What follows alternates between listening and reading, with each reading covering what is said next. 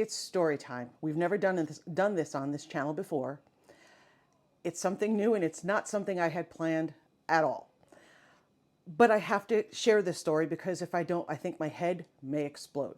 I actually wrote it all down in detail and I'm actually going to read it to you like a moron because I want you to understand this the way it happened and I don't want to leave anything out. Why am I doing this? Well, part of it is simply because so many people have reached out to me and mentioned how in some way I am living something that's part of the dream that they have out in the country, a few acres, the whole homemade lifestyle. And I totally get it. I wouldn't trade this life for anything. But it does come with some negatives. And I know that there are most channels that are like mine that are experiencing this lifestyle show it as if there was always butterflies around our heads and, you know, everything is beautiful. None of the animals ever die. We never burn anything. Nothing is ever a wrong. We live in, I don't know, just this little piece of paradise. There's nothing true about that. Just like anywhere else, you've got your good, you've got your bad. One of the things that we have to endure living out here is it's very difficult to get services when you need them. We only just got real high-speed internet last year.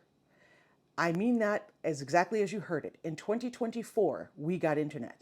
Before that, we had some kind of a satellite that was so limiting that we were only really able to use high speed if you were awake at 3 o'clock in the morning. I wish I was kidding. I'm not. Before we moved here, we didn't think to ask that simple question. Do you have regular services? Because we came from areas that even though we were on acreage, we weren't quite this remote. And we had no idea that there were still people living in an area where it simply wasn't, it didn't even exist. We couldn't even get a house phone, put it that way. I mean, imagine that. You have to make a phone call, you have to get in your car, and you have to drive at 3/4 of a mile down the road. That's how it's been.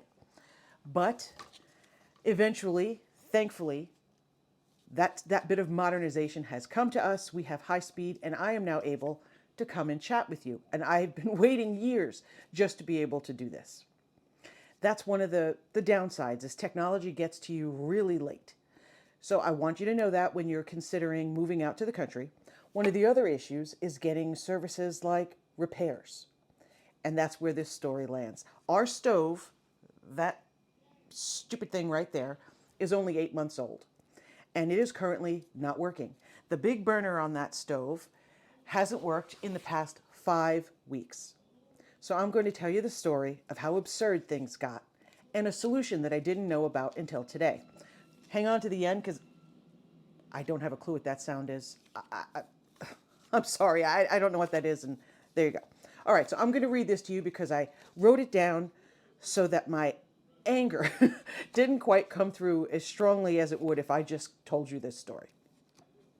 Okay, so here we go. Out here, when something breaks down, it's not as simple as making a phone call to a service company and they say, we'll be here tomorrow. No, out here, the repair people apparently play a game of rock, paper, scissors to see who loses. And that person who lost at rock, paper, scissors will be the ones who come and make the repair for us. And they never, ever have the part that we need on the truck. It has never happened, not one time.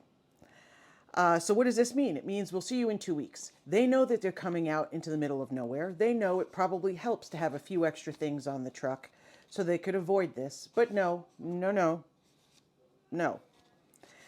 Anyhow, our stove has been broken down for 5 weeks. They come out, they dismantle it. This is the main room in our home. This is where everything happens. This kitchen is our world. Specifically me, who everything about my world is in this place. And these people keep showing up and pulling that stove out from the wall, pulling all the pieces apart, spreading them all over the floor, only to come back to me and say, yeah, we don't have the piece. Anyhow, see, that's why it's written so I don't say bad words. Let's see where we are. Our stove has been broken down for 5 weeks. They come out, they dismantle our kitchen, which happens to be my place of work, and the part they got is always the wrong part. It has never been the right part. Never. Even when it was the dishwasher, it was never the right part. Almost like it was a plan. This has happened to us 4 times just on the stove. I can't even tell you how many times on the dishwasher. Yesterday was a whole new chapter though. Yesterday was interesting. Oh, I want to not read this and I want to just tell you, but I don't trust my mouth. The technician who has lost this week's round of rock, paper, scissors had a huge appointment window. And I mean hours and hours. You know, when they lock you in your house and they don't give you a clue when they're going to show up, they give themselves the entire day. And when you ask for something like, maybe you can give me a call half an hour earlier so I can run some errands. No, no, no. They gave themselves a nice giant window of which we were locked in like prisoners and not able to use our stove. We could get no updates. We could not use the kitchen. We just had to sit here and wait. The window ended at 6 p.m.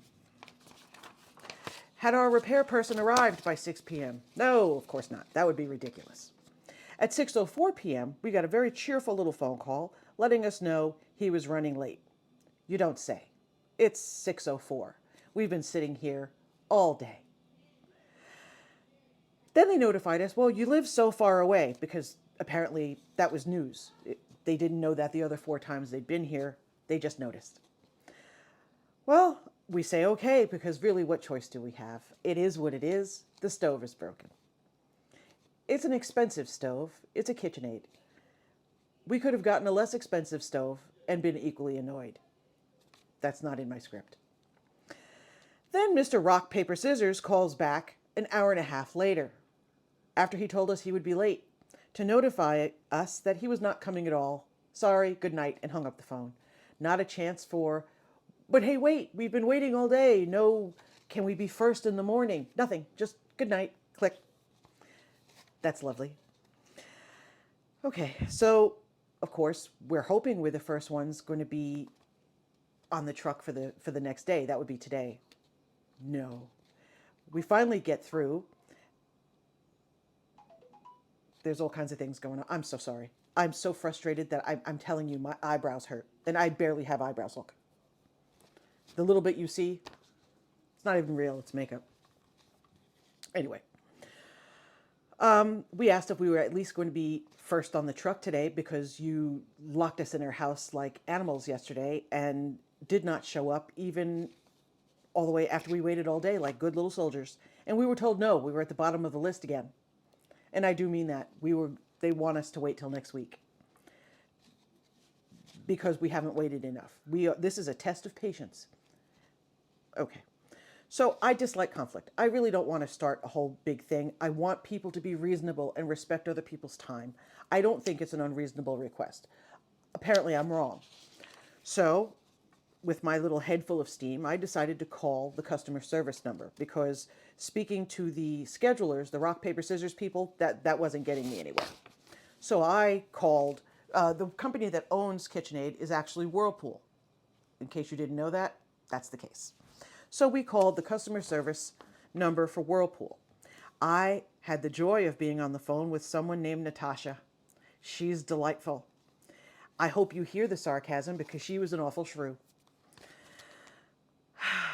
I called the scheduling team, the keepers of the sacred rock, paper, scissors, and they did not care, not at all. Okay, I'm sorry, I got ahead of myself. I called customer service and I met Natasha. Natasha, who calmly informed me that she didn't care either. Natasha said that they are under no obligation to do better, and that if I read the fine print on our guarantee, our warranty, that they can do exactly what they're doing. They can fix it eventually, and they're under no obligation to do any better than that. And so I can go sit and use the microwave. Natasha was one of the rudest people I have ever had the displeasure of speaking to. I brought her rudeness to her attention. She didn't care about that either. I just thought you should know. I actually told her I was recording the conversation. That's when she notified me that I did not have her permission to record her. Meanwhile, when you start the phone call, it says that this phone call is being recorded. So she didn't care about being recorded by her employer and speaking to me that way. She cared a little about being recorded by me. I don't know what that means, but it is what it is. I asked for a manager. Now you're going to love this. I asked for a manager. I did not ask rudely, though in my mind, My mind asked rudely. Natasha's not a mind reader, so I don't have to worry about that. I asked for a manager, and she said, and I kid you not, no, no, no. You can't really be saying no. I'm allowed to ask for escalation. No. Okay. Managers do not take calls. They apparently supervise via Mars-based satellite because they are nowhere on Earth. I asked, are there no managers in the whole building? No. Are you in charge? Are you the manager? No. Natasha, I'm really trying to be patient. I'm trying to get this resolved. Imagine if you had the main burner on your stove, the only stove you have, by the way, not working for 5 weeks, and next week's not looking good either. Wouldn't that be an issue for you? Natasha repeated, not my concern. Why are you in customer service, Natasha? Okay. Then, without saying hold or anything like that, you're gonna like this. This is my favorite. Natasha just continues to say no to me, and then suddenly, when I demand, and I pretty much went with, Natasha, surely there has to be someone I can speak to. That was my demand. It wouldn't have been my demand if I were 20 years younger. If I were 20 years younger, my demand would have been, I've grown. Okay. Anyhow, Natasha, surely there has to be someone I can speak to. And she says, I had the managers look at your case, and they said the same thing I did. You had the managers look at my case? You and I haven't stopped talking. When would the managers have had a chance to look at my case? You said they weren't even in the building. She repeated that they looked at my case and they came to the same conclusion she did, and that there is no need to escalate because what she said is the fact. There are no other answers. There are no other people to speak to. I will have to go with what it says in the fine print and accept service whenever they get around to it. And if it takes 332 times, well, I should consider myself lucky that it didn't take 334. So the invisible Martian managers, who did not exist, do not take calls, performed a miracle, read my file, and responded using telepathy, apparently, to let Natasha know that she, in fact, was right. There is no help to be had. So I said, Natasha, not that I don't find you truly delightful.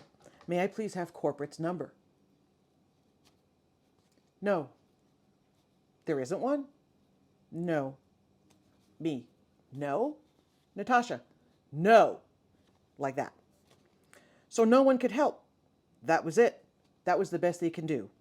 Meanwhile, my stove is broken and it's only 8 months old. Now you have to realize that I haven't choked Natasha. In my mind, with the cord of the phone, why are you being awful? But no, I was kind to Natasha. She was not kind to me. So then I decided, and she hung up on me. That she was done explaining the same thing over and over again because I kept saying incredulously, surely there has to be something we can do. You're not just going to leave a customer with no working stove. Children, I work speaking to you fine folks, sharing recipes. This matters to me. I hope it matters to you, or someday it will. But this is my world. This kitchen is my life. I have to feed these people. And Natasha, I guess she wanted me to just DoorDash something. I live out in the country. DoorDash what? So then, after she hung up on me, which I found not surprising at all. I want to say that that was shocking, but by the time we got to that point in the conversation, it was not shocking. I was tired of talking to Natasha anyway. So then I went to ChatGPT and I asked for the corporate number. I explained what happened, and guess what? Here's the tip of the day, everybody. You know, when you're working with a company and they hide their phone number, you can't find that damn thing to save your life. Well, guess what? When you ask ChatGPT, somehow they find it. Not only did ChatGPT find it, but they found me, let's see what it was called, the executive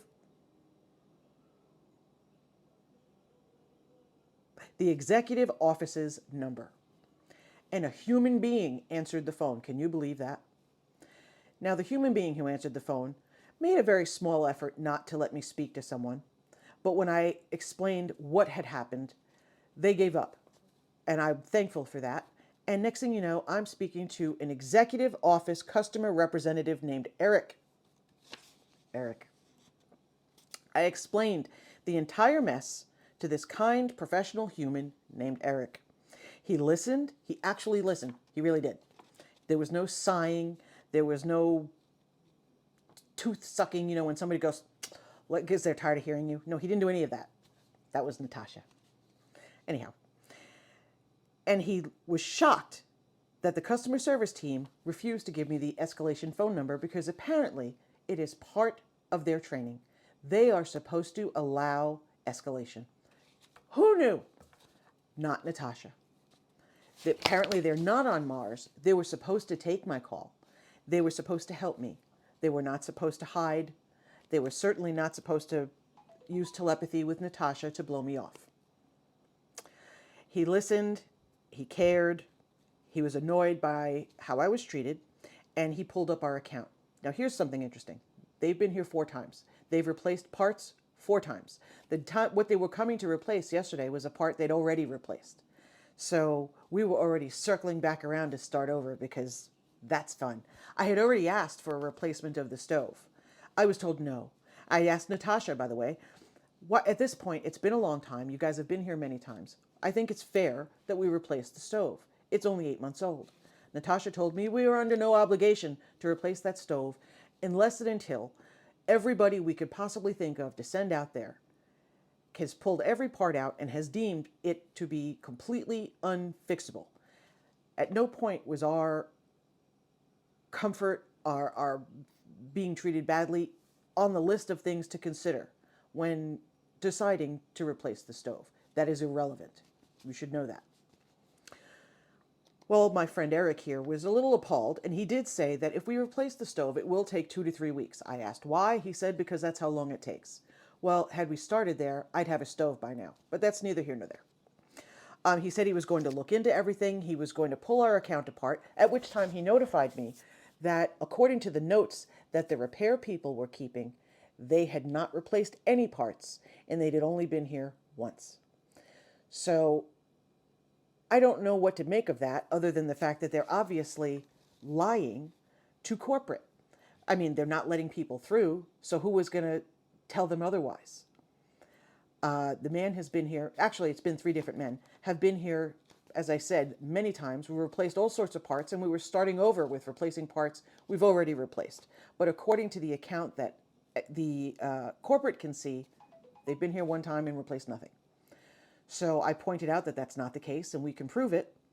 And they are looking into it now. I'm supposed to get a phone call today before the day is over. It is currently 3:32. He gave me his contact number. How do you like that? So I don't have to start over with someone else. I didn't check the number, but I'm rooting for Eric here.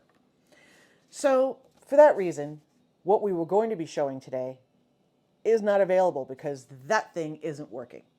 However, we will be back on our usual schedule on Sunday because I have a workaround. But what I didn't have a workaround was having the whole thing pulled apart because this is where I shoot.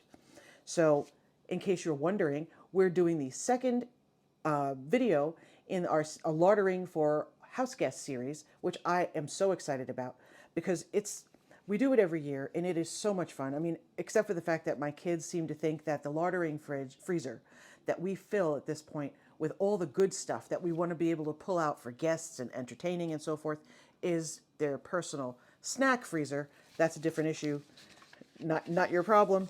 But we're going to be doing something really nice. I have formulated the dough.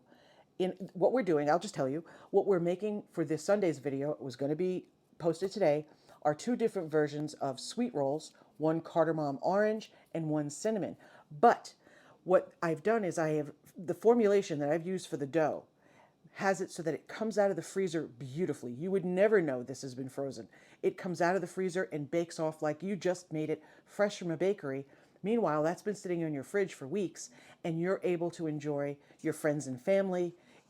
These are great recipes, and I've worked really hard to make sure that they're not only great the day you make them, but when you go ahead and prepare them, you freeze them, you bake them off, you're getting excellent results. That is my goal. That's what I'm doing. And I did not enjoy this entire story, but that's what I am sharing with you on Sunday. I miss you guys already. I'm so sorry for the inconvenience. And I'm also sorry that I came on here and whined like a child. I hope you can forgive me. I'll see you next week. No, I'll see you Sunday. Thank you so much.